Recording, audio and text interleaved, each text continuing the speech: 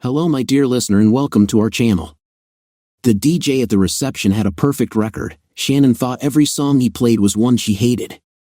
Of course, she hadn't wanted to come to the wedding in the first place, but since it was Robert's old college roommate who was getting married, she really didn't have an option.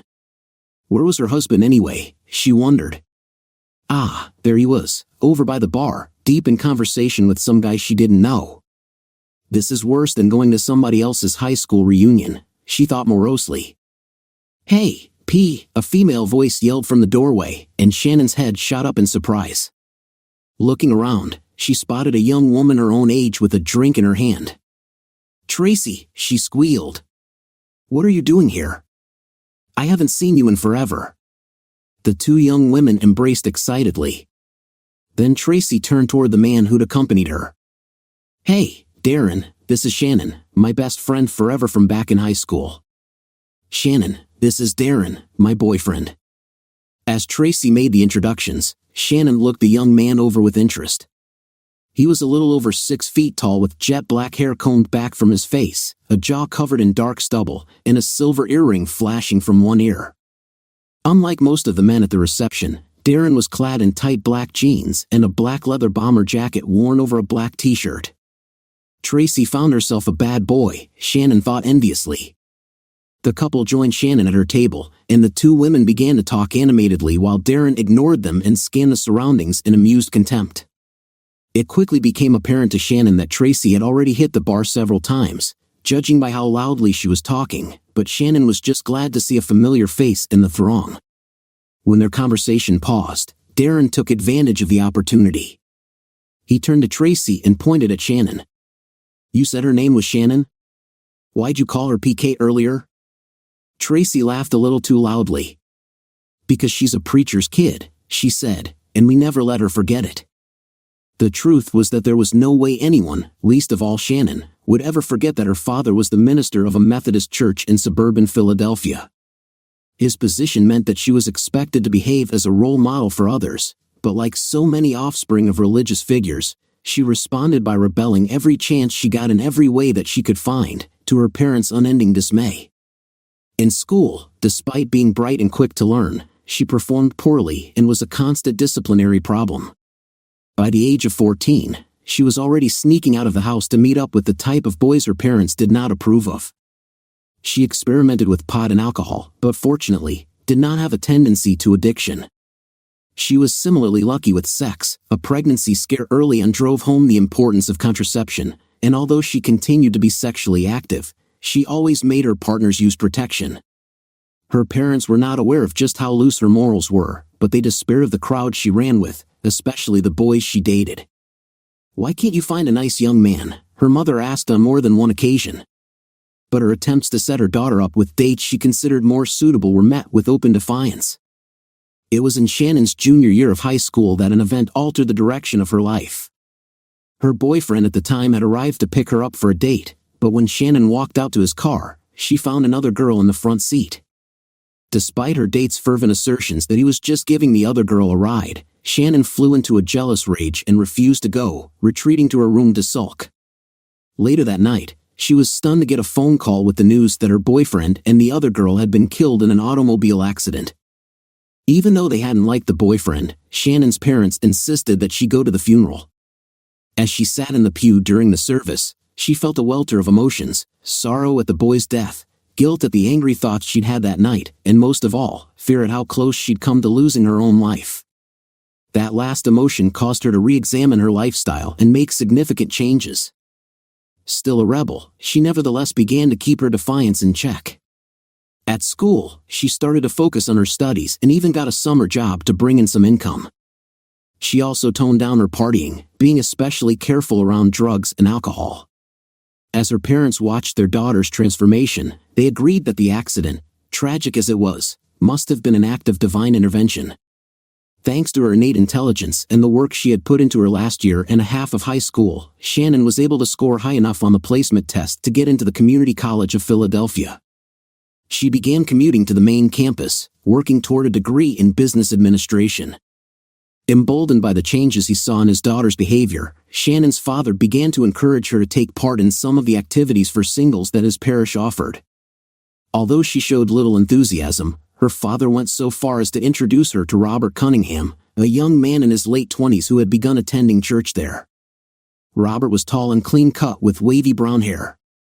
Although he was handsome enough, Shannon was only mildly attracted to him. He was far too preppy and conventional for a young rebel drawn to bad boys. However, her attitude changed after she learned that the quiet young man was an agent with the Federal Bureau of Investigation. Numerous movies and television shows filled her head with images of danger and daring, and her interest in him grew accordingly. Robert, in turn, was entranced by the attractive young woman, and the fact that she seemed to share his attitudes and values only increased his desire. Soon the two of them were a couple, and Shannon's parents could hardly contain their joy that their prodigal daughter had returned to the fold. By the time Shannon graduated from community college, she and Robert were engaged and living happily ever after. Shannon told Tracy about her life, and her friend instantly picked up on the sarcasm in Shannon's voice. "So where's your hubby anyway?" she asked. "Shannon, you mean SpongeBob SquarePants," Shannon replied with barely concealed contempt. "What did you call him?" Tracy asked with a giggle. "SpongeBob SquarePants," Shannon repeated. "I call him that because he's a total square and he's sponging all the fun out of my life," she said bitterly. Tracy couldn't help but laugh. "Come on, Shannon, I thought you'd married a cross between the Lone Ranger and Elliot Ness," she teased. Her words clearly provoked Shannon. "It's more like I married a CPA," she said spitefully. "No, that's not fair. An accountant would be more exciting than Robert. I don't know what he does. He never talks about his work. When he comes home, all he wants to do is relax and hang around the house. There's no excitement in my life, no fun at all." She was about to say more when she spotted her husband heading their way. Robert had been talking on his cell phone and now had an apologetic look on his face. Before he could speak, Shannon introduced him to Tracy and her date. "Tracy is my best friend from high school," she said, and Tracy grinned. Robert shook hands and then turned back to Shannon.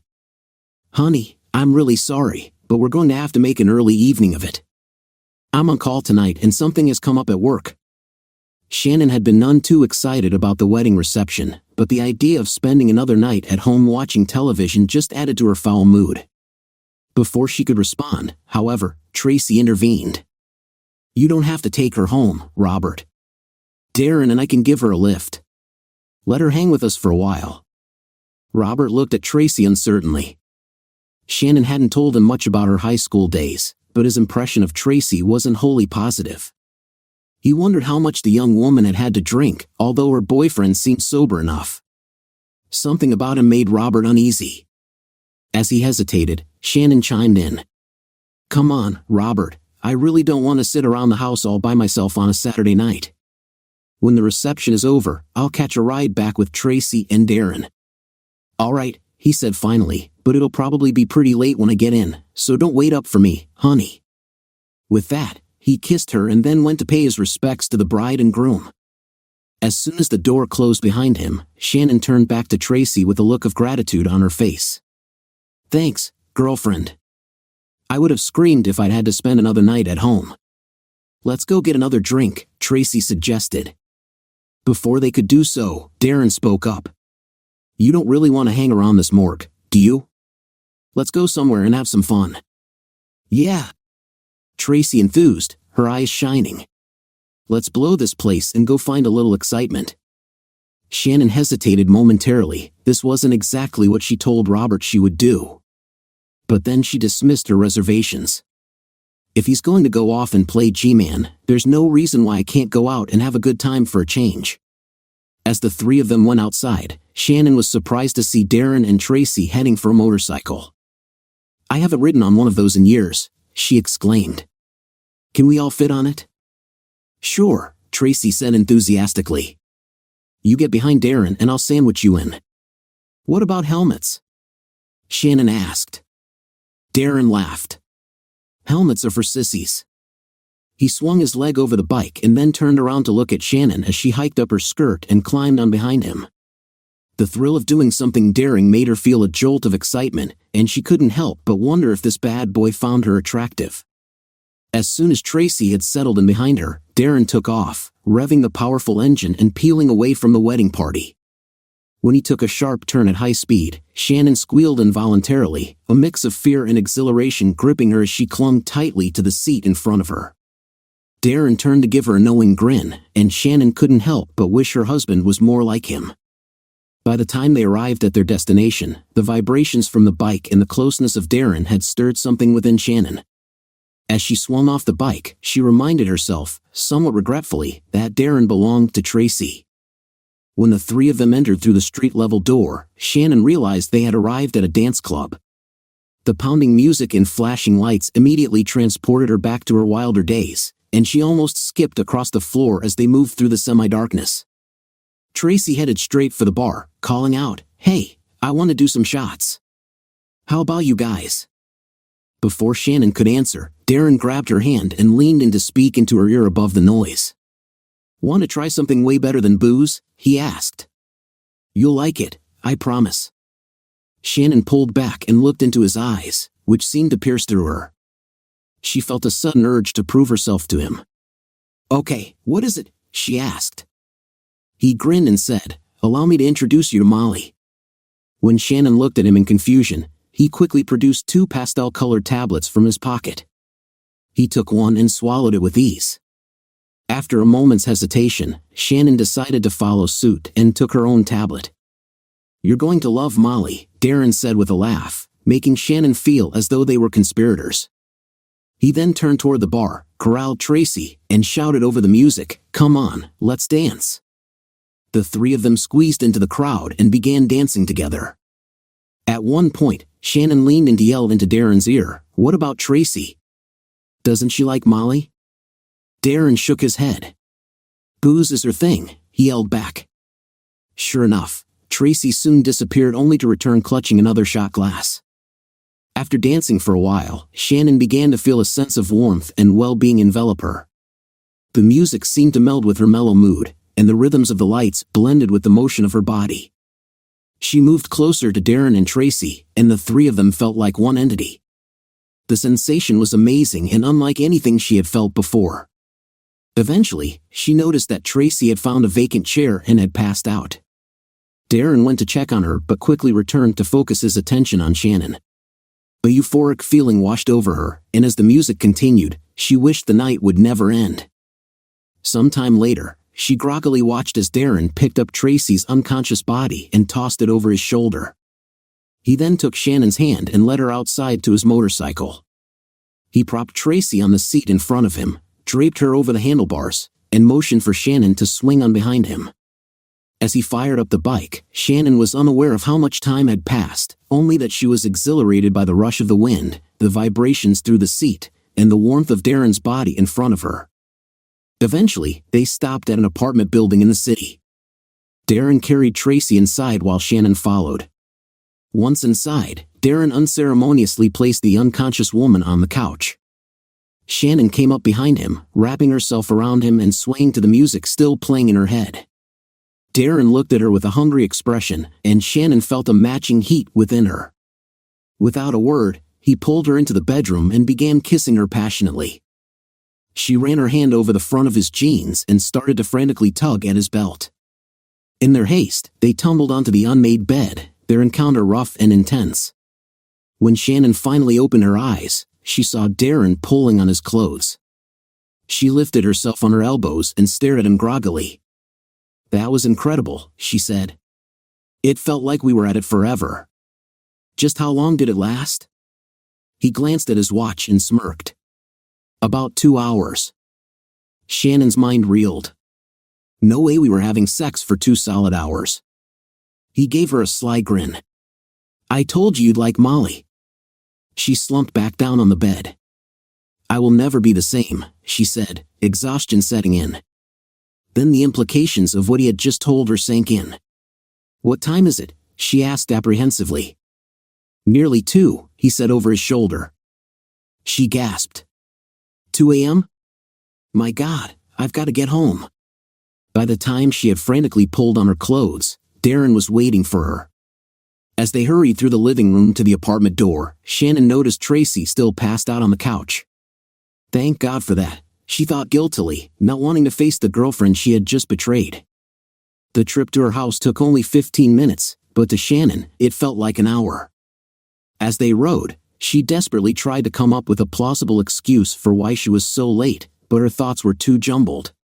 When Darren pulled up in front of Shannon's home, she quickly swung off the bike. She wanted to say something to him, but her emotions were too chaotic. All she could manage was a muttered, "Thanks." Darren grinned and pulled away from the curb with a wave. As Shannon turned toward the house, the fear she had been suppressing hit her fully. She tried to unlock the door quietly, hoping that Robert would be asleep. If she could slip into bed without waking him, she thought, maybe she could come up with an excuse in the morning. To her surprise, when she peeked into the bedroom, Robert wasn't there. She thanked her father's God for this unexpected blessing and hastily tore off her clothes in the dark, hiding them in the bottom of the laundry basket. She wanted to take a shower but didn't dare risk it in case Robert came home and realized how late she'd been out. Instead, she threw on her nightgown and dove into bed, heaving a deep sigh of relief at her close call. Just how lucky she was became clear when she heard Robert's key in the door only a few minutes later. A frightening thought crossed her mind. What if he wants to make love?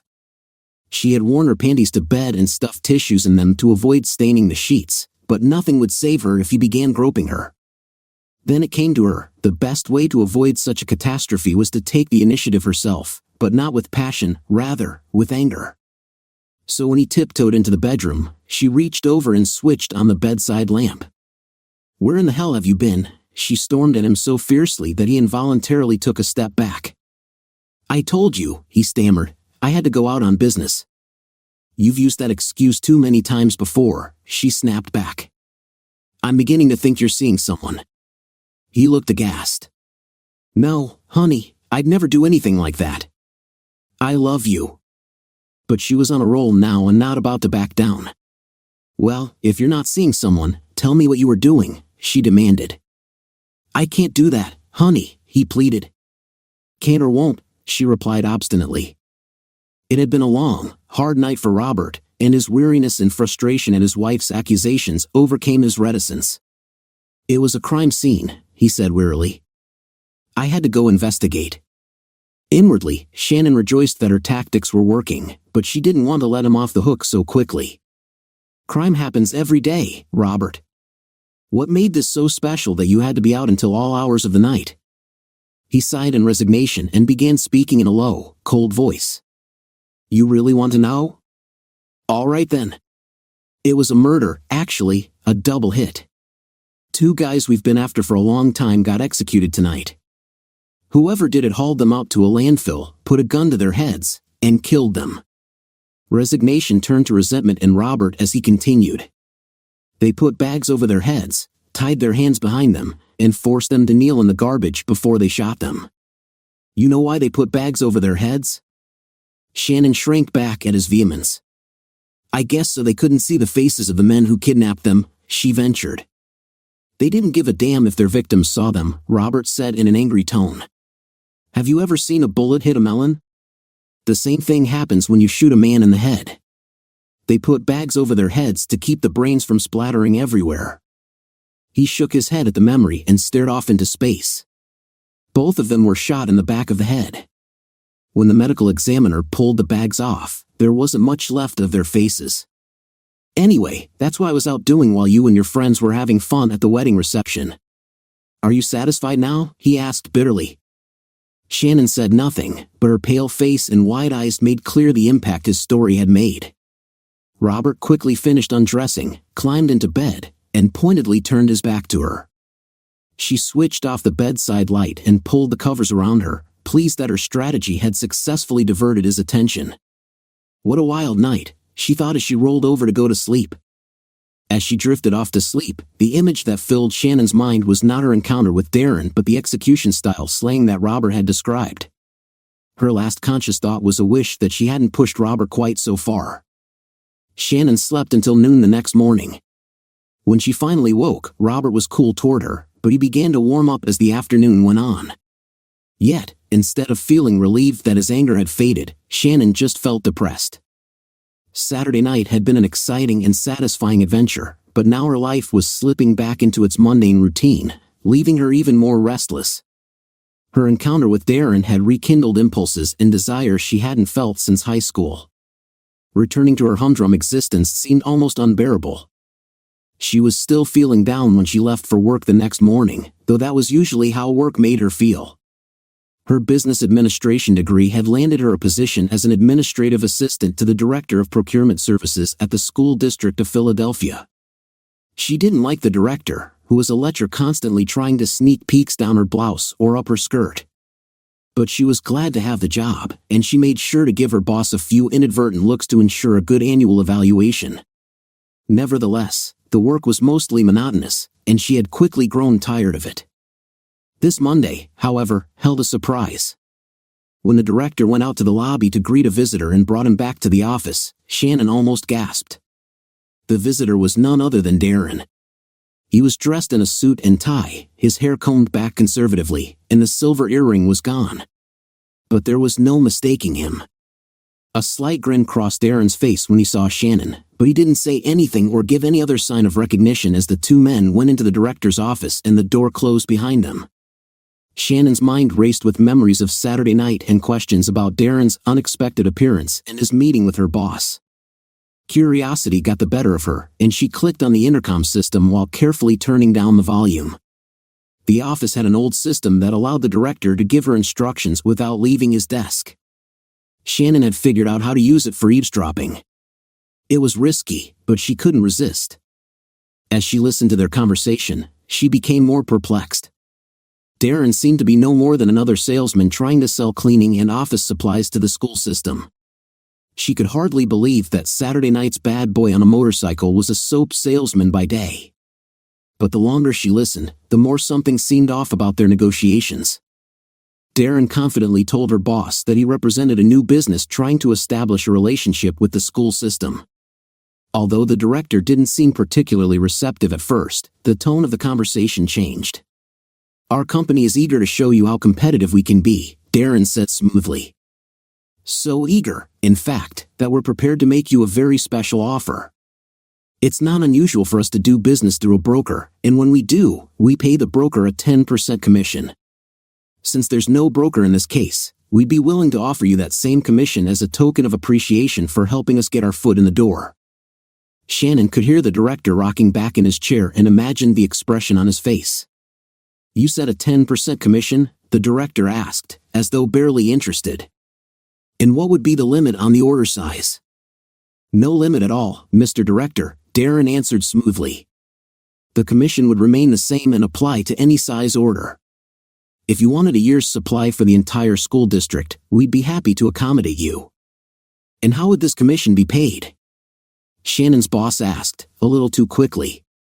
"Our company is not big on procedures and red tape," Darren replied glibly. "I could bring you a cashier's check if that would be satisfactory." There was a long pause, and Shannon wondered what was happening. Then she heard her boss start up again. "We at the procurement office are always interested in developing new resources for the district's needs. I think we'd like to place an order with your firm for this amount." The intercom clearly picked up the sound of a sheet of paper being slid across the desk. "Very good, sir," Darren replied. "I'll have your commission check ready late tomorrow morning." Shannon thought she heard the two men shake hands, assuming their negotiations were done. But then Darren spoke up again, this time in a slightly different tone. "Mr. Director, there's one other consideration I need to inform you about. Our company has experienced some unfortunate changes of heart, you might say, in the past from others to whom we've made a similar offer." Darren's voice, silky and smooth, cut through the tension. "We've paid the commission only to have the order canceled or sharply reduced. Consequently, our company now requires simultaneous payment for the order. Moreover, since we're paying the commission by cashier's check, it's only fair that the order be paid for the same way." Shannon heard the director's chair squeak as he sat upright abruptly. "This is most unusual," the director grumbled. "I don't even know if I have the authority to issue a cashier's check, especially for such a large amount." "You're right," Darren's voice was smooth as ever, "it is unusual. But so is the commission we're offering you. I'm sure you'd find it quite useful right now." Of course, if you need to adjust the size of your order to fit departmental standards, I would certainly understand. There was another long pause, and Shannon listened intently. Finally, the director spoke up. No, I think we can handle that. But be sure you're back here before noon.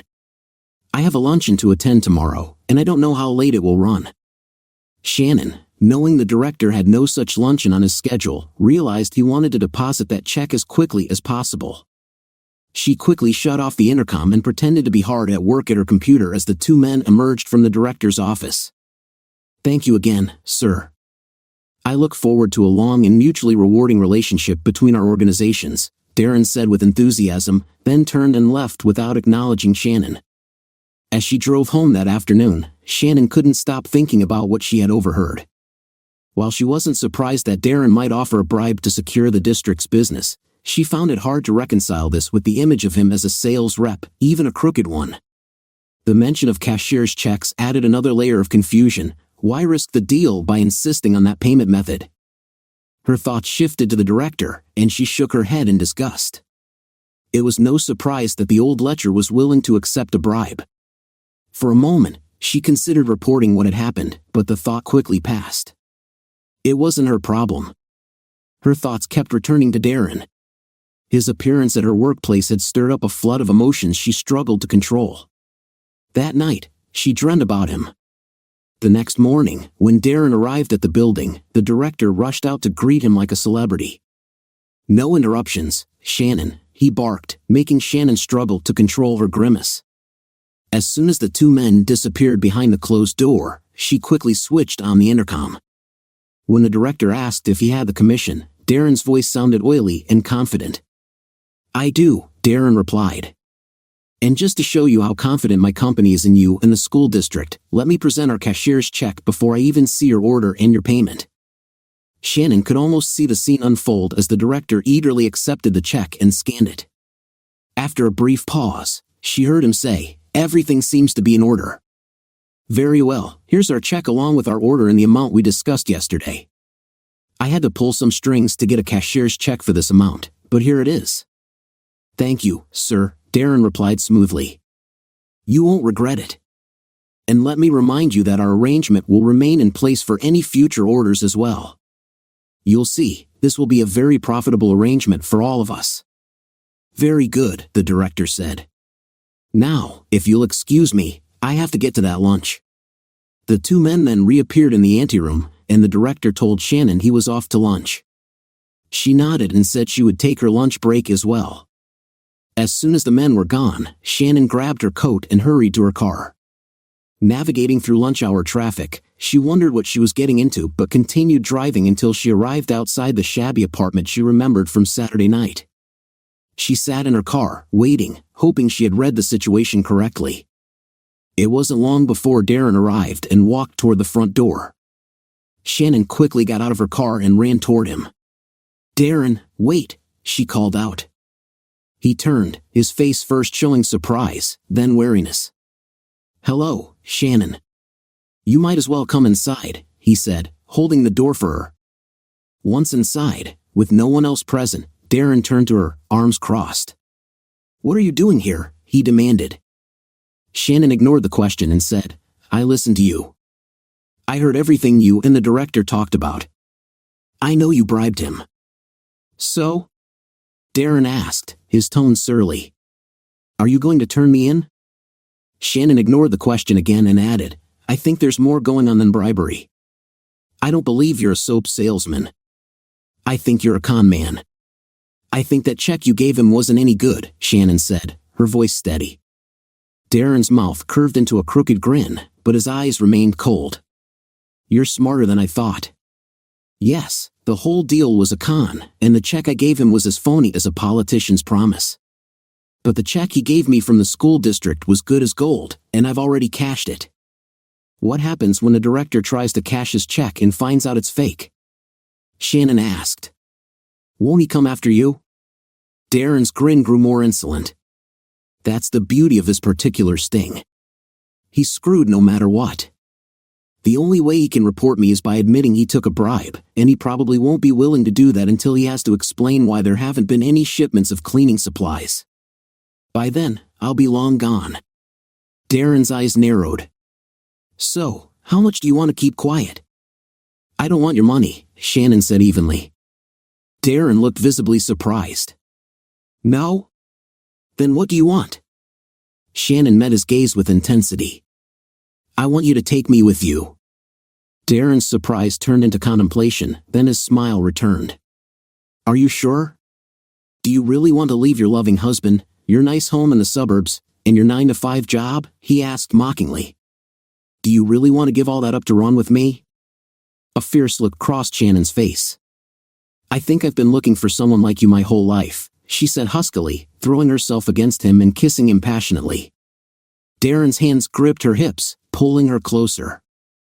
Shannon began to pant, but before things could go further, Darren grabbed her by the hair and yanked her head back, staring into her eyes. "I'm leaving town right away. I'll be outside your house in an hour.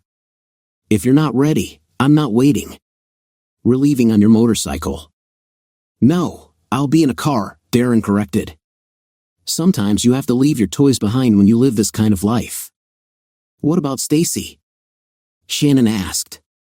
"Like I said, you have to be ready to leave your toys behind. Now get going and be outside your place at 1:30 or I'll leave you behind as well." Shannon kissed him again and then dashed for the door. She quickly drove to the nearest bank branch, withdrew money from her checking and joint savings accounts, and then sped home. Once there, she grabbed a suitcase and a makeup bag, hastily packing the essentials she couldn't live without. On her way back downstairs, she picked up a piece of paper to write Robert a note but struggled with what to say. Finally, she scribbled a simple sorry and left the note on the kitchen counter along with her wedding ring. She went to the front porch to wait for Darren. As she sat on the steps, doubt began to creep in. This was the most impulsive thing she had ever done, and her conscience screamed at her to stop before it was too late. But then, an undistinguished sedan pulled up in front of her house. With a soaring heart, she ran to the car, leaving the apartment door unlocked. She tossed her bags into the back and slid into the passenger seat as Darren pulled away from the curb. As they drove off, Shannon's thoughts drifted to Robert. She felt a pang of guilt. He truly loved her, and this would hurt him deeply. She also thought about her parents and how disappointed they would be when they found out. But she pushed these thoughts aside with determination. It was her life, and she was taking control. The next few months were a blur for Shannon. Darren drove south to Wilmington, and they moved into a cheap motel. Their days and nights were a chaotic mix of vacation and honeymoon, filled with smoky nightclubs, drug-induced haze, and endless, passionate sex. Everything was spontaneous, and Shannon relished the lack of responsibility, the freedom to sleep in after partying all night, and the absence of anyone to answer to. It was like being a teenager again, but without parents to curtail her excesses. She occasionally thought of Robert and her parents but dismissed those thoughts angrily. That was then, this is now, she told herself. I'm living my life on my terms. So, it was a shock when Darren woke her one afternoon and informed her that she would need to get a job. We're low on money, he explained. We need to make some cash. Still groggy, Shannon asked, what do you want me to do? You're going to become a legal secretary, Darren said. But I don't know anything about legal work, Shannon protested. You don't know anything about handling pigeons either, Darren replied calmly, but you will. First, however, we need to go shopping. That afternoon found them at Nordstrom in the Christian Mall, southwest of downtown Wilmington. As Shannon navigated through the women's department, she noticed Darren strolling several aisles away. Continuing her shopping, she soon found a black Alexander W. pencil skirt with a zippered slit at the side. It looked ideal, so she asked the salesgirl for her size. The fit was perfect. After trying it on, Shannon hung the skirt back on the rack, leaving it slightly askew. She told the salesgirl she wanted to shop some more and moved on to blouses. Shannon focused on a white, long-sleeve blouse that seemed appropriate for the office.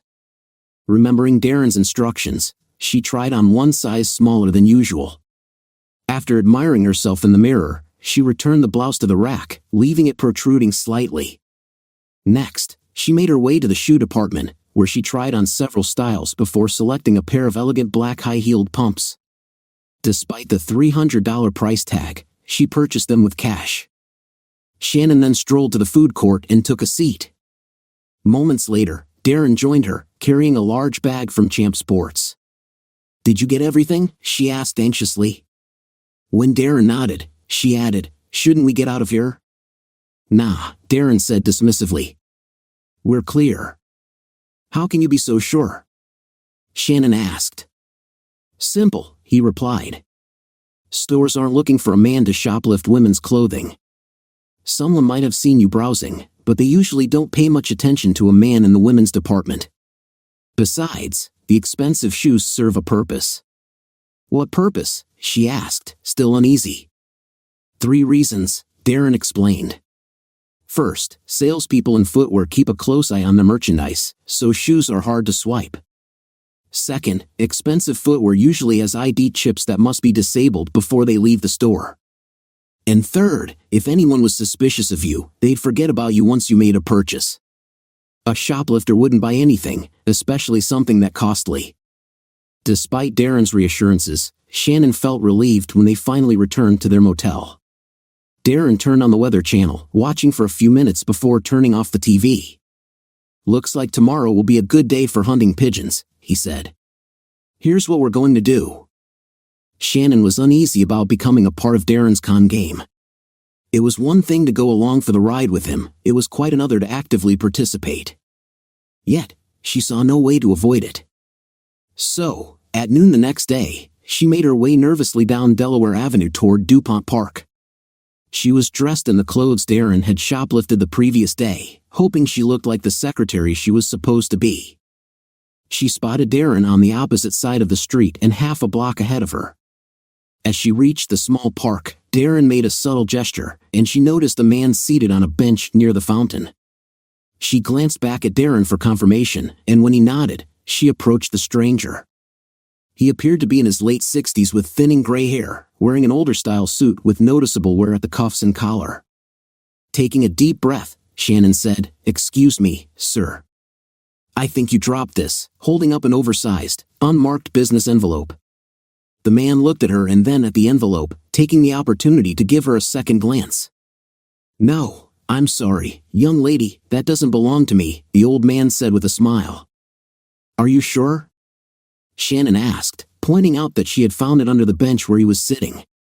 He shook his head again and said, "No, it's not mine, but thank you for asking." Shannon sat down beside him on the bench and watched as his eyes drifted to the slit in her skirt. "What should we do about this envelope?" she asked. "It feels heavy." She passed the envelope to him, and he took it into his hands. After a moment, he handed it back to her. "Maybe there's an address or something inside that will tell us who it belongs to," she suggested, meeting his gaze. "That's a good idea," he said, clearly enjoying the interaction with her. When Shannon unclasped the envelope and peeked inside, she gasped. "Oh my gosh, it's filled with money," she exclaimed, thrusting the envelope back into his hands. His eyes widened as he discovered the contents. "How much is in there?"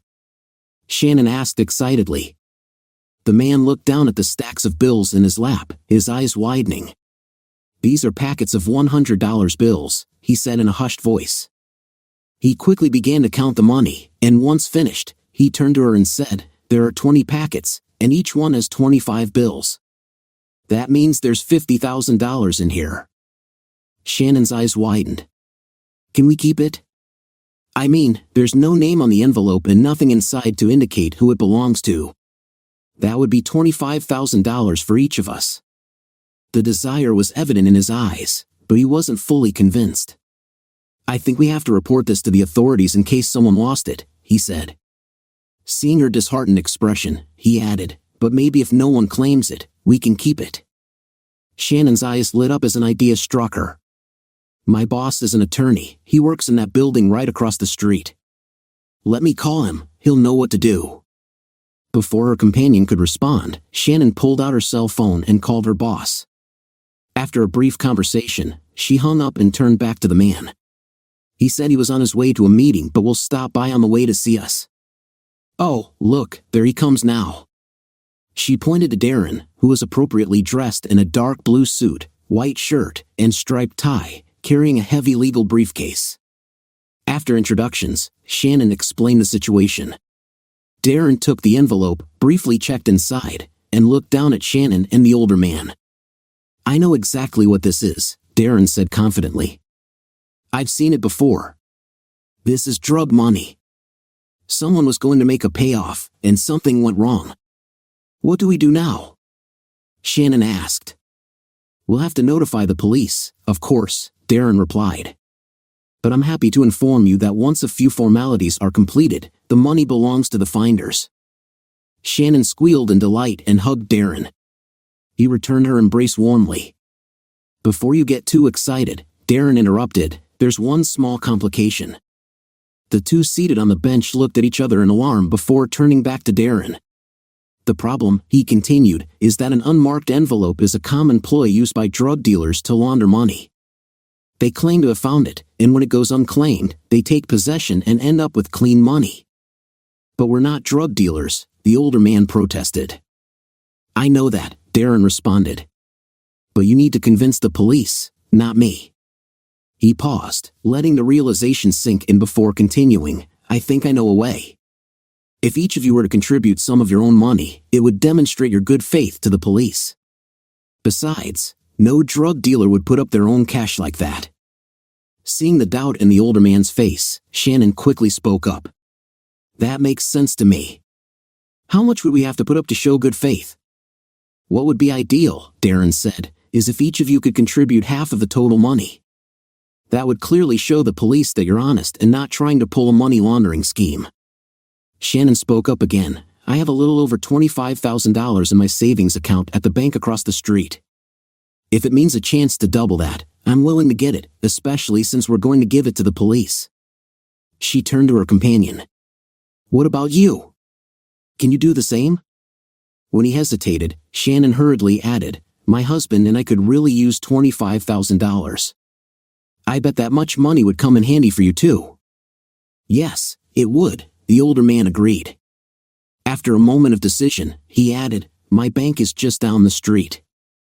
I could pull $25,000 out of my retirement account." "Perfect," Darren said. "Now, here's what you need to do. Each of you needs to withdraw the money while I contact the police.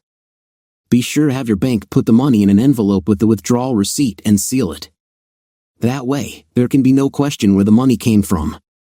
Then get back here as quickly as you can." Shannon grabbed the older man's hand and excitedly tugged him off the bench. "Come on, let's go," she said. He gladly held her hand as they walked out of the park. After crossing the street, he somewhat reluctantly released her to head to his bank. Shannon waited with her envelope.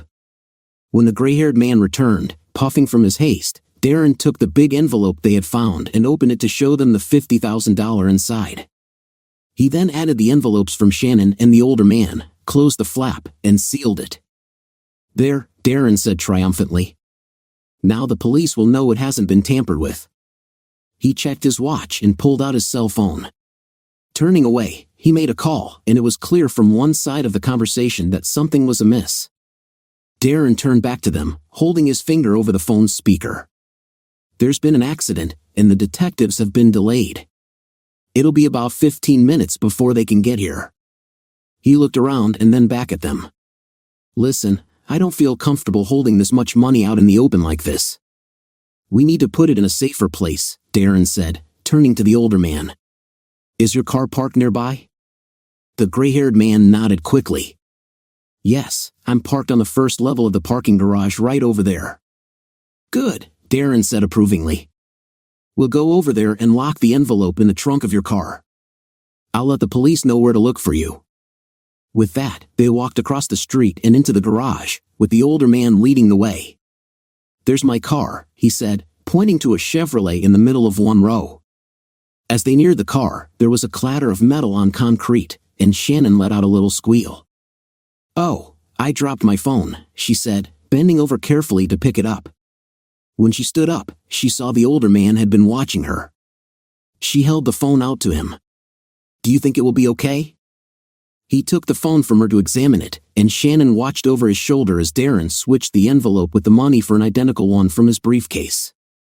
As Shannon and her friend turned back towards Darren, he held up the envelope and asked the older man to open his trunk. Darren ostentatiously placed the envelope inside, slammed the lid closed, and asked the man to lock the car again.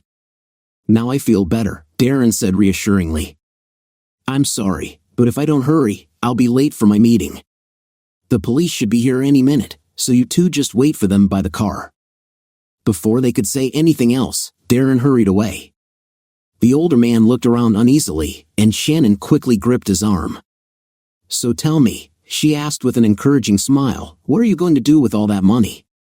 The man eagerly began talking about European vacations and other dreams, with Shannon nodding and smiling in agreement. When he paused for breath, Shannon's expression shifted to discomfort. "Darn it, I really need to go to the bathroom. I'm going to run to the bank's ladies' room and then I'll be right back." She leaned over and gave him a kiss on the cheek. "Don't go away now," she said with a smile before hurrying toward the door to the lobby. Instead of stopping, she rushed straight through the lobby and out of the building.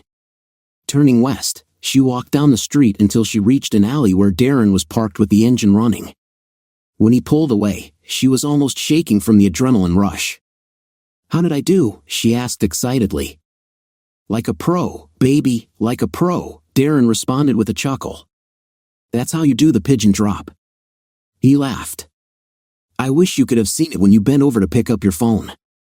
That old guy's eyes almost popped out of his head, staring at your hips." "How long before he opens the trunk and finds the envelope stuffed with newspaper?" she asked. "Long after we're out of here," Darren said with a grin. Shannon laughed giddily and settled back in her seat as they drove to the motel. When they arrived, Darren turned to her. "You go on inside and wait for me. I've got to make a quick trip to the bank." "What bank?" she asked, confused. "The Bank of Moscow," Darren said calmly. "The Bank of Moscow?" she asked in surprise. "I've never heard of it. Why do you have to go there?" "It's better that you don't know," Darren replied curtly. When he saw her frown, he hurried on. "When I get back, we'll go out and party." As Shannon waited, she began to reflect on what they had just done. Now that the thrill of the con had worn off, she felt a pang of guilt for the old man they had just robbed. Memories of his well-worn clothes came to mind, and she felt a wave of remorse. She pushed the thoughts away angrily. He probably has tons of money stashed away. He won't miss it, she told herself, though she felt a bit depressed. She had wanted the excitement of being with a bad boy, but she hadn't anticipated becoming an active participant in his schemes. My dad would just die if he knew, she thought, and so would Robert. The thought made her angry at herself. Why should I even care what they think, she asked herself in disgust. To lift her spirits, she fished a joint out of Darren's bag and lit it. By the time Darren returned, she was high, giggly, and hungry. Darren was amused. "Come on, baby," he said. "Let's go get something to eat and then we'll have a little playtime." A week later, Darren informed Shannon it was time for them to move on. "We're leaving as soon as I get back," he told her. When she asked where he was going, he only said it was a business meeting. After Darren returned, they quickly loaded their bags into their nondescript car. Darren drove to the motel office, settled their bill, and then got behind the wheel, heading north on I-95. "Are we going back to Philadelphia?" Shannon asked. "No," Darren replied curtly. "Where then?" Shannon asked curiously. "Newark," Darren said. "We've got a big business opportunity there," Darren replied. "What opportunity?" Shannon pressed. Darren sighed audibly. "All right, we've got some time ahead of us, so I guess now is as good a time as any to explain. Remember the con I pulled in Philly with the school board?" he asked, glancing at Shannon. "Of course," she replied. "Well, there's a similar situation in Newark, but on a much larger scale. If we play our cards right, we might be able to make a really big score, one that could set us up comfortably for a long time." "Why not Wilmington?" Shannon asked, puzzled. "What's so special about Newark?" Darren rolled his eyes and began to explain. Newark runs the biggest education system in New Jersey, but it has one of the worst graduation rates in the state. The system got so bad that the state government took it over back in 1995 and has been running it ever since. It's also underfunded and rife with corruption. That doesn't sound very promising to me, Shannon said. You'd think so, but there's another side to it, Darren continued. The problems are so well known that the system has received a lot of money from well-meaning donors trying to help. That guy who started Facebook donated $100 million, and other rich people have chipped in as well. Everyone's looking for ways to jumpstart the system, and that's where we come in. Shannon's confusion was evident. What does this have to do with us? The latest quick fix they're trying is giving computers to students to help with their schoolwork, Darren explained. But they'll just end up spending all their time on Facebook or playing games. Maybe so, Darren said, but who cares? The point is that it's a big opportunity for us. We offer to sell them a whole shipping container full of iPads at cut-rate prices, and they'll jump at the offer. Where are we going to find a container full of iPads? Shannon asked incredulously. Our friends at the Bank of Moscow already have one, Darren replied. Okay, now you've got to tell me, Shannon demanded. Who the hell is the Bank of Moscow? It's not really a bank, Darren said. That's just what I call it because they're willing to fund scams and underwrite other kinds of crime. The truth is, they're part of the Russian mafia. Why would the Russian mafia want to fund other people's deals? Why not just pull the jobs themselves? Shannon asked. Simple, Darren said. They can make a lot of money without taking any risk. If the con goes sour or the borrowers get arrested, they don't lose anything. That sounds risky, Shannon said. They're not like a regular bank, Darren explained. If you borrow money from them, you pay it back plus interest, no matter what. If you end up in jail, your family has to pay. There's no getting out of a loan from these guys. Shannon wasn't convinced. But what if the family can't pay or won't pay? Darren shuddered. Trust me, you don't want to know what happens then. Let's just say the Bank of Moscow doesn't have a debt problem. They always collect. So where did these Russian guys get a shipping container of iPads? Shannon asked. Darren rolled his eyes, as if speaking to a child. They hijacked it, of course. And they're just going to give it to us? Shannon asked, still not understanding. No, Darren said slowly. They're not going to give it to us. They're going to lend it to us, along with the cash we need as seed money. In return, they get half the proceeds from our little con game. Half? Shannon exploded. We take all the risk and they get half? It sounds like a lot, I know, Darren said. But think about it. Where else do we have a chance to score $2 million in one deal? $2 million? You're kidding, right? Shannon said. Do the math, Darren said. There are 10,000 iPads in that container, and they're the fancy ones with 128 gigs of memory. They retail for $800 each. We sell them to the school system at half price, which makes them look like heroes and nets us $4 million. We split that with the Bank of Moscow and walk away with a cool $2 million. With that kind of money, we can go anywhere and do anything. Shannon's skeptical look remained.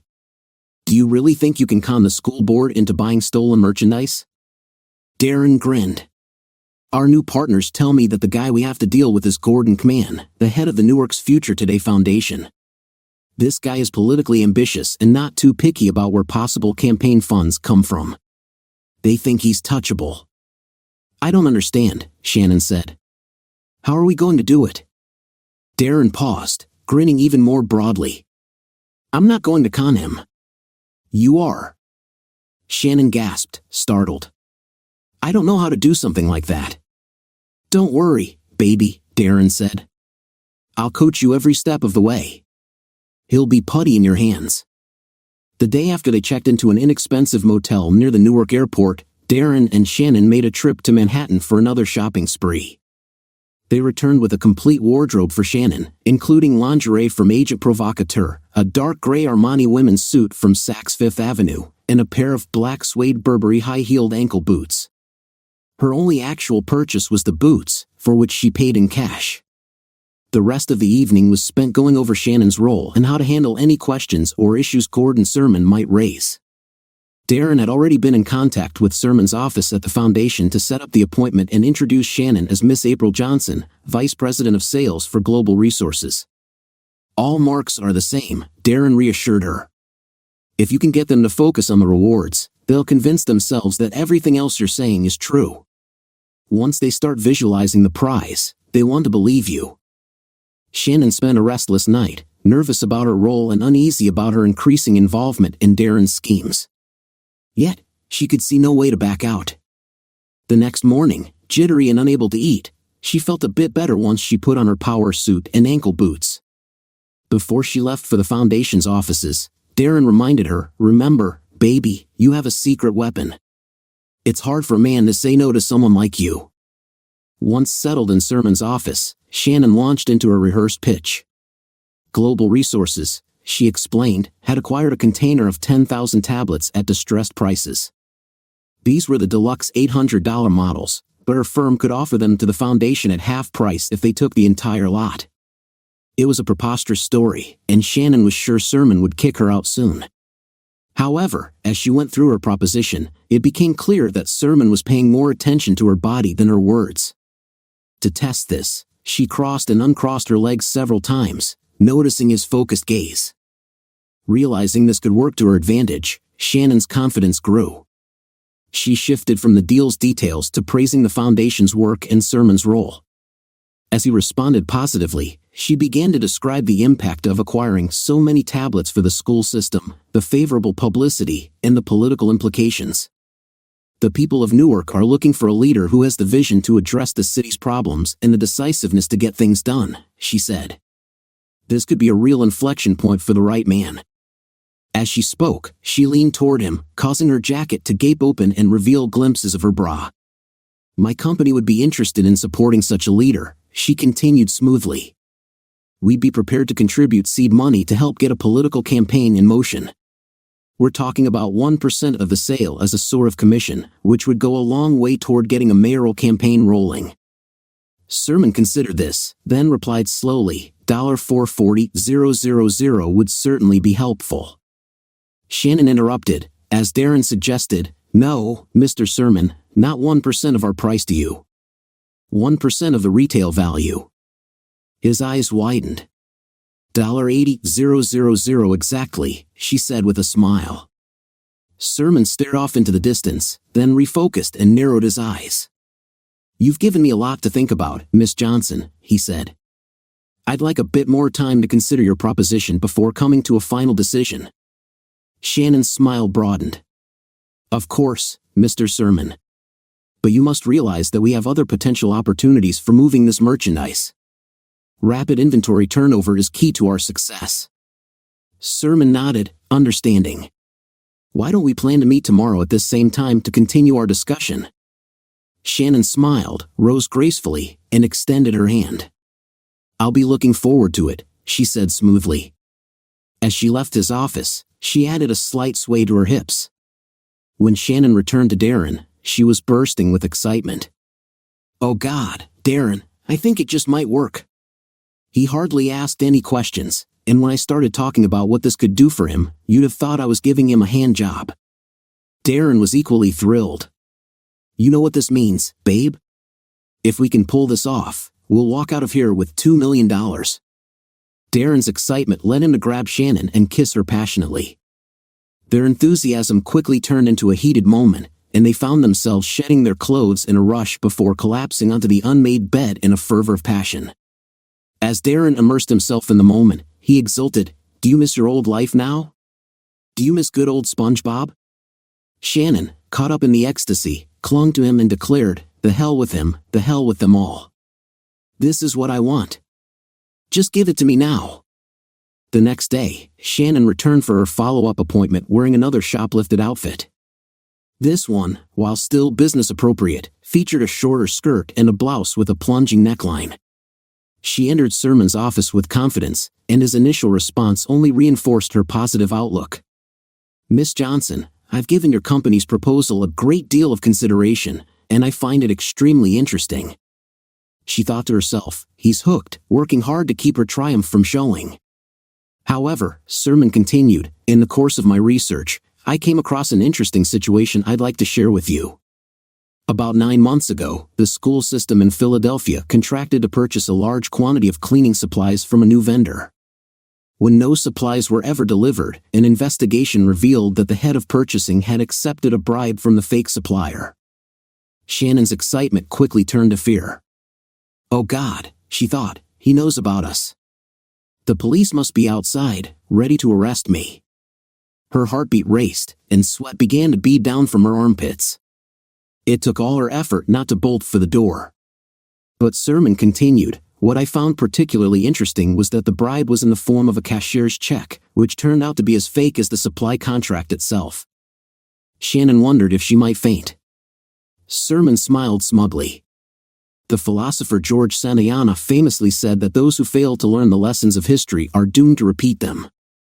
So, rather than risk repeating that ugly lesson, I'm going to accept your proposal, but with 3 conditions. If you cannot meet all 3, then we have nothing further to discuss.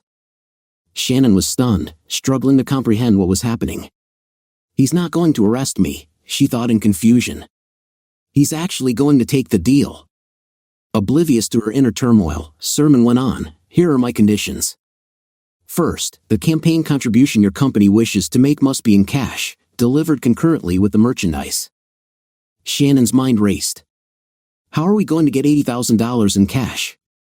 But she kept her face impassive as Sermon continued. The second condition is that I need to see the merchandise myself. I'm not buying anything until I see all 10,000 of those iPads. When Shannon remained silent, Sermon cleared his throat.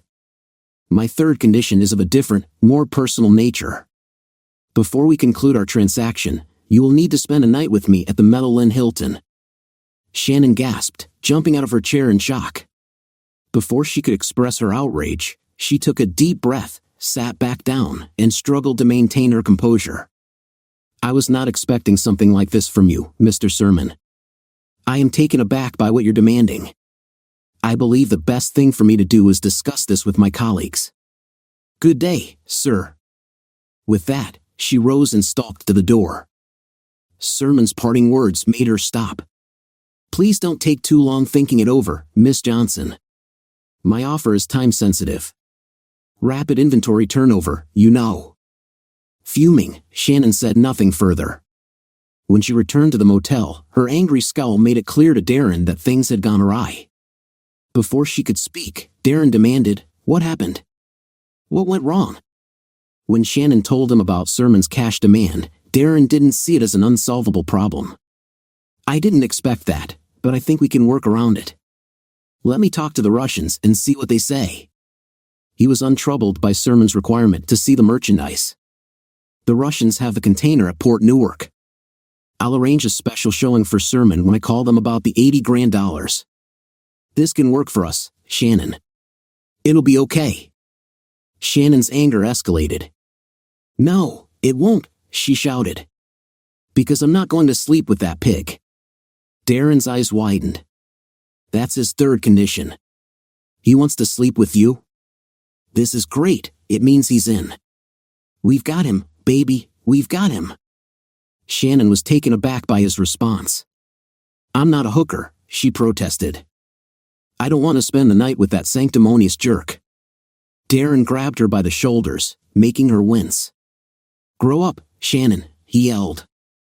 It's time you understand that in this game, you use every trick you've got. Yesterday, you were bragging about crossing your legs and showing a little cleavage.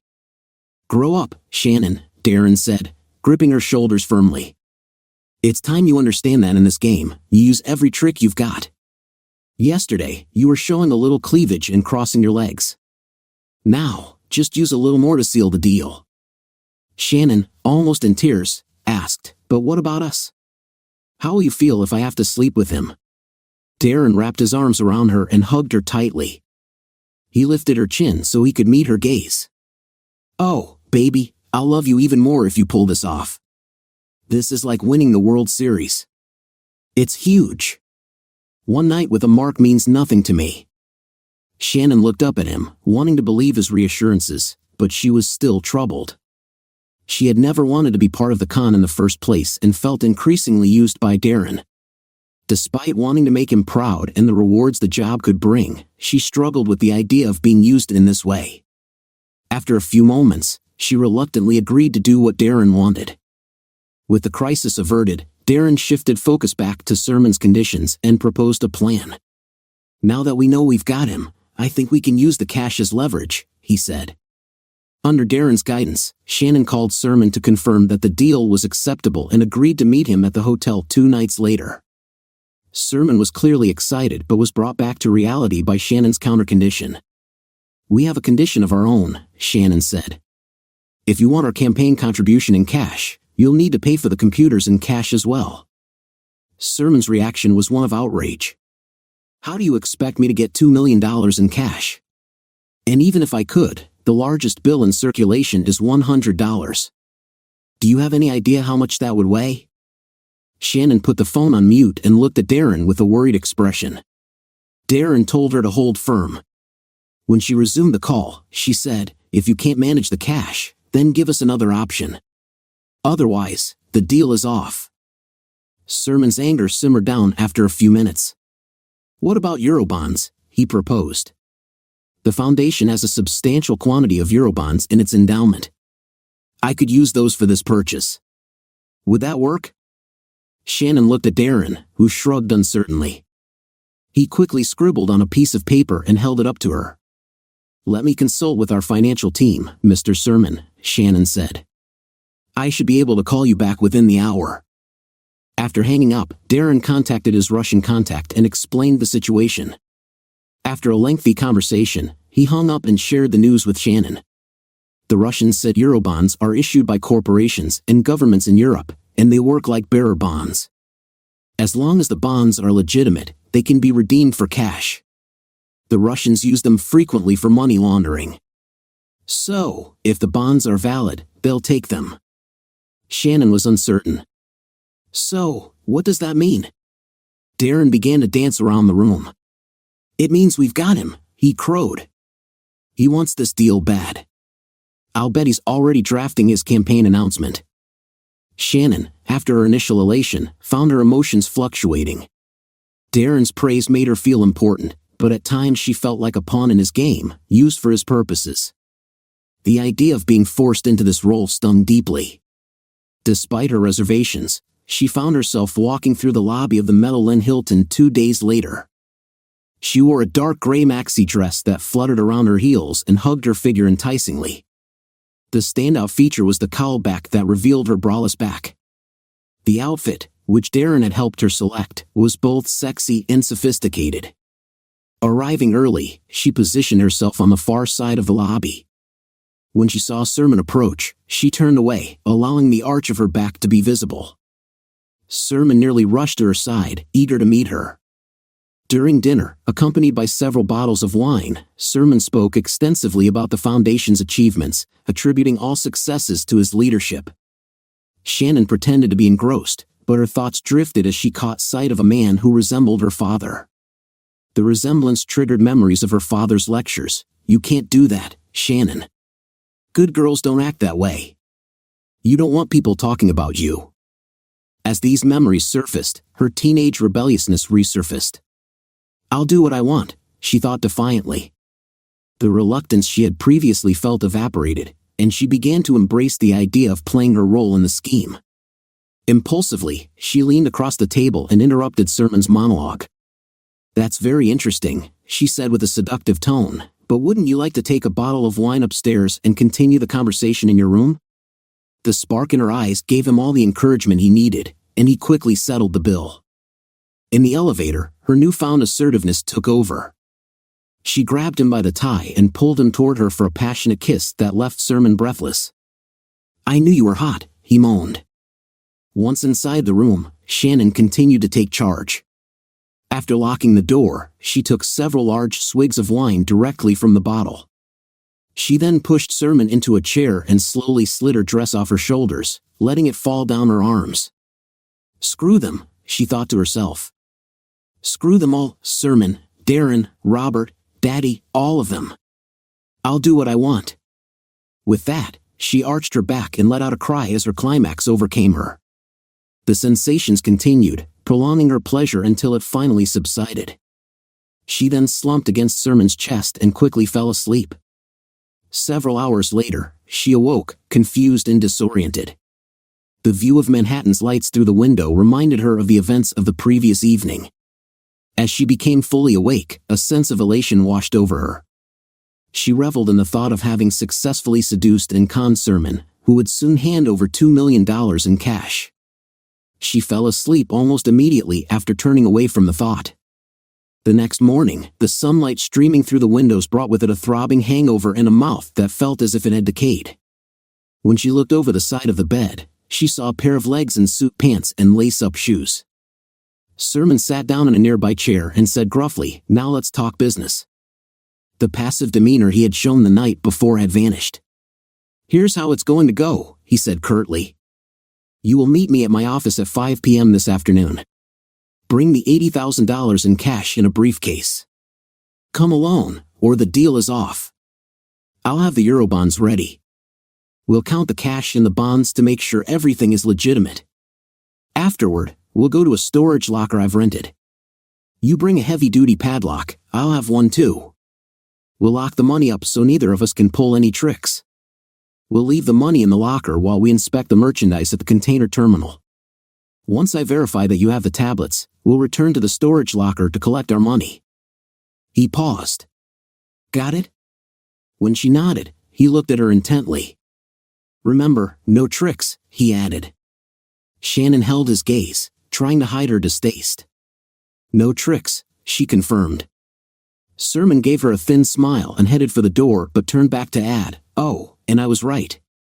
You were quite the catch." Shannon stared at him as he left. When she returned to the motel, Darren was waiting impatiently and demanded a detailed account of the encounter. He seemed particularly interested in the intimate details, which confused Shannon. As she described Sermon's outline for the transaction, Darren's expression turned thoughtful. "I'll need to make some adjustments," he said. "But I think we can make this work. Let me talk to the Russians and make some plans."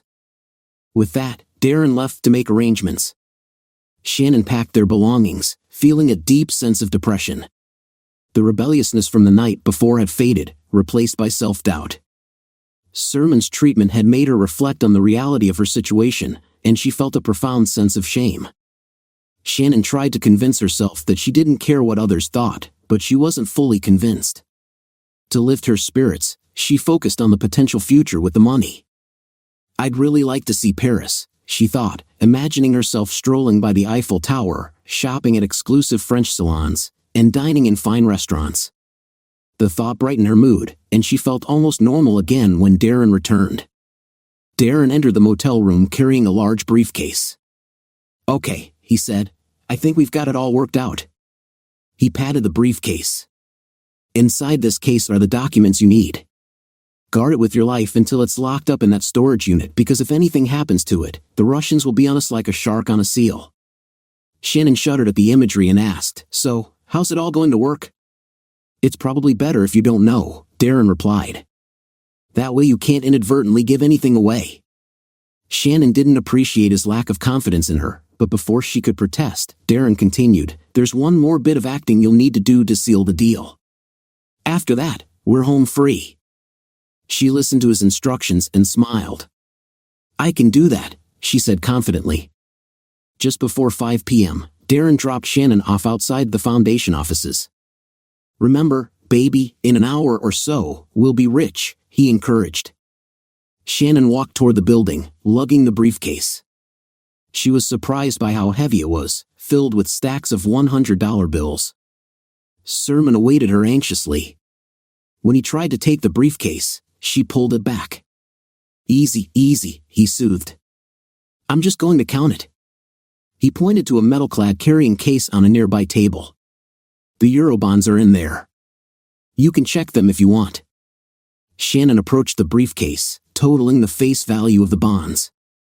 She pulled one from the middle, took a photo of it with her cell phone, and emailed it to the account she'd been given. A few minutes later, her phone rang. A voice with a Slavic accent confirmed, "They're real. You can proceed." Shannon sighed with relief and nodded at Sermon. "All right," Sermon said. "Let's get going." They each picked up their briefcases and went to Sermon's Mercedes. He drove in silence for a few miles until they reached a somewhat run-down self-storage facility. Shannon's doubts must have shown, as Sermon explained. "I chose this place because nobody ever comes here. We won't be disturbed." Sermon stopped in front of a roll-up door and they both got out. After unlocking it, Shannon saw only a shelf unit along one wall. Sermon slid his briefcase onto the shelf and signaled for her to do the same. "The money will be safe here until we get back from the container terminal," he told her. They exited the storage unit, and Sermon locked the door. Shannon attached the padlock she brought, ensuring neither could access it without the other. "Now, let's go check out the tablets," Sermon said. He drove east, then turned south onto Corbin Street and into the port's container terminal.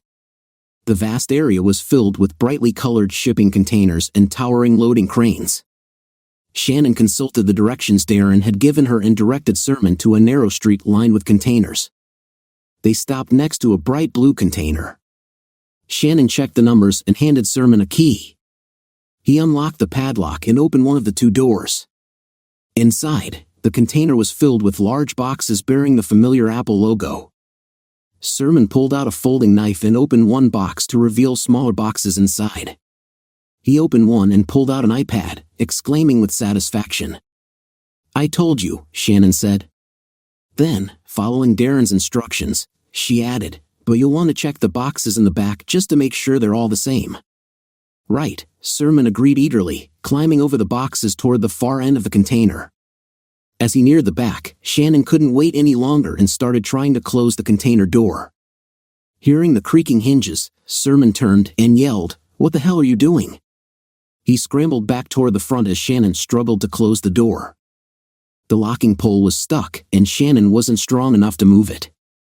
As Sermon approached, she turned in fear and ran up the alley of cargo containers, eventually reaching the street. She yelled in frustration and rage. Sermon emerged from the container and saw her jump into Darren's waiting car. He quickly ran back to his Mercedes to chase after them, but before he could even get out of the cul-de-sac, an 18-wheeler pulled across the entrance, blocking his way. Sermon angrily jumped out of his car and demanded that the driver move, but the man responded in a language Sermon didn't understand. The driver and his helper began unloading their truck while Sermon stood there, cursing in frustration. Shannon was still shaking as she and Darren drove out of the container terminal and headed for the self-storage unit. "I felt like I was running in tar," she gasped. "I was sure he was going to catch me." Darren just grinned. "You don't need to worry about Sermon," he chuckled. "Those truckers have orders to keep him there an hour before they move their rig. We'll be long gone by then." "Won't he call the police?" Shannon asked anxiously. "And send them to the storage unit to find all that cash in those euro bonds?" "Not likely," Darren replied. "That would be the end of his political dreams for sure." Darren laughed as they pulled into the self-storage unit, which was deserted. Shannon quickly ran to the door of Sermon's unit and used the key to unlock her padlock. Meanwhile, Darren opened the trunk of his car and pulled out a pair of bolt cutters. It took a bit of effort, but the heavy-duty cutters made quick work of the shackle. Darren grabbed the handle and raised the door. "Here we go," he said with glee, and ducked inside. Shannon followed, only to see Darren frantically searching the inside of the small container. He turned around, grabbed Shannon's shoulders, and began to shake her. "Where are the briefcases?" he yelled. "Where's the money?" Shannon twisted free of his grip and went over to the bare shelving unit to look for herself. "We left them right here," she said in confusion. "I know they were here." "Sermon must have taken them," Darren said, grasping for an explanation.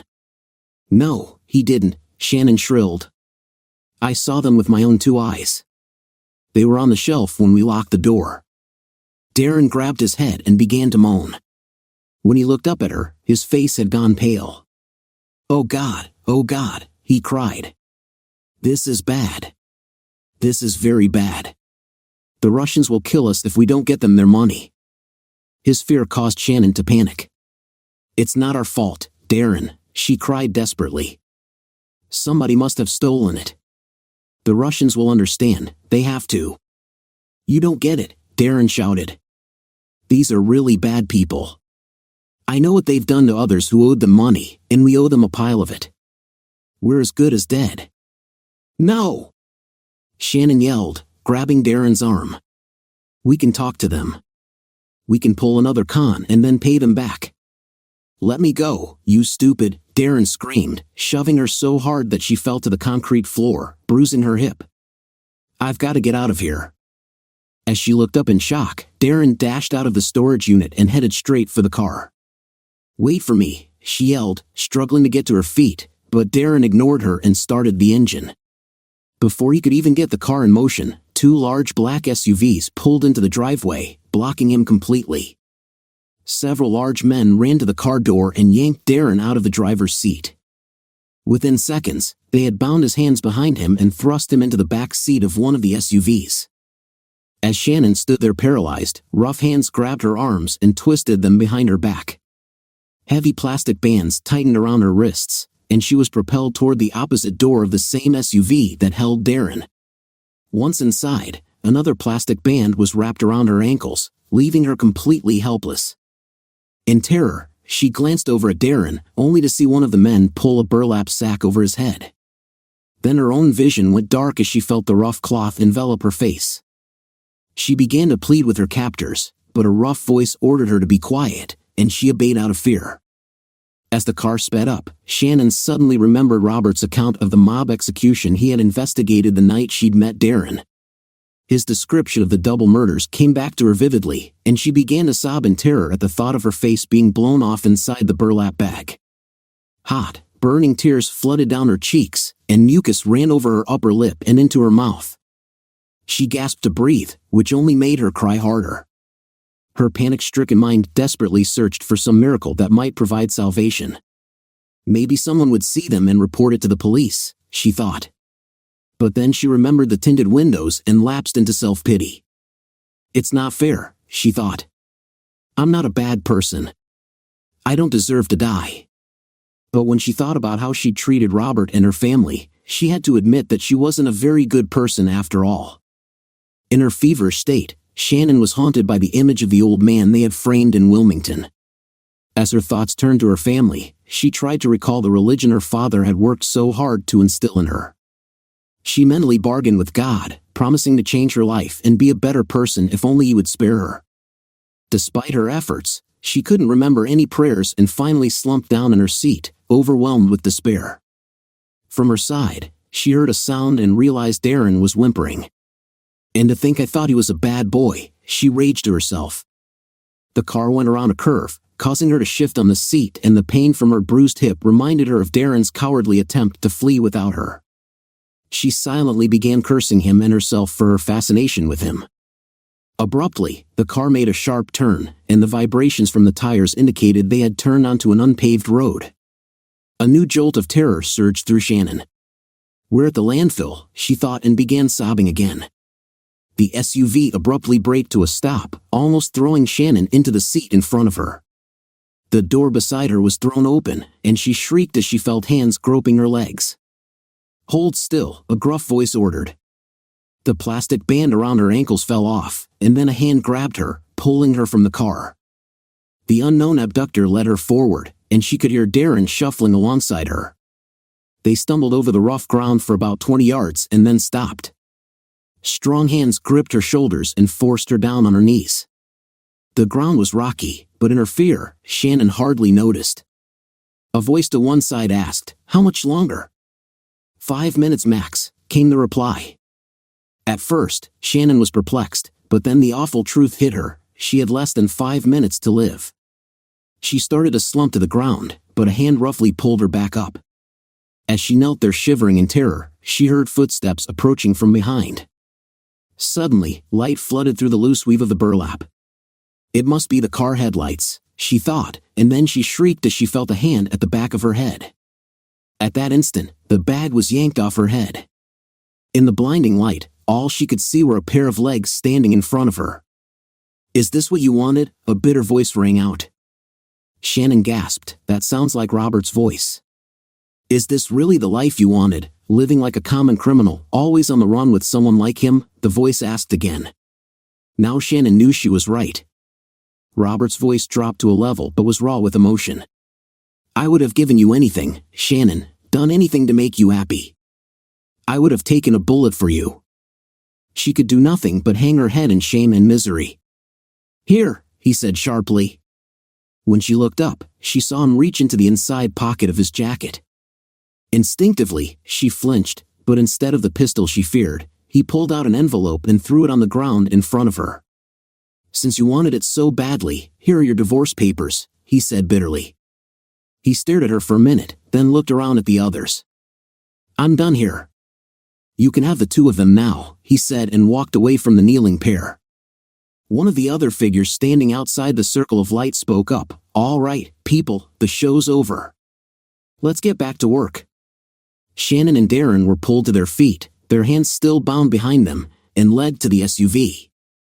They were maneuvered into the back seat, and someone dumped the envelope in Shannon's lap. Minutes later, they were on the highway heading southeast. Darren was the first to recover from the ordeal and, in an angry voice, demanded, "What the hell was that all about?" The figure in the passenger seat of the front row turned around, and Shannon was surprised to see that it was an attractive African-American woman. "That was a little professional courtesy we provided to a fellow FBI agent who wanted a chance to confront his ex-wife," she said. "We decided to add the theatrics." "The FBI?" Darren sneered. "I should have known. How long have you been after us?" The agent laughed. "Hell, you two are just little fish in a big pond. We weren't even after you. We were using you as bait to get the real bad guys, the Russian mafia. We rounded up the whole lot of them this afternoon." Comprehension dawned in Darren's eyes, and he angrily snapped, "You were the ones who took the money from the storage locker?" The woman grinned at him. "Of course we took it. Evidence, you know." Darren glared at her with hatred. "You a-hole. You stupid schmuck. You should be thanking us." "If we hadn't arrested them," the agent shot back, "your friends, the Russians, were planning to off the two of you as soon as you got the money out of the storage locker. We've had you and them under surveillance for a long time. We heard them plan it."